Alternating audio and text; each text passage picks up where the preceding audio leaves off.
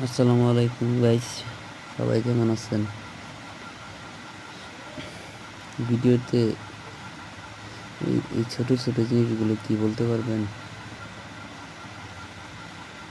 বলতে পারলে কমেন্টে জানিয়ে দিয়েন।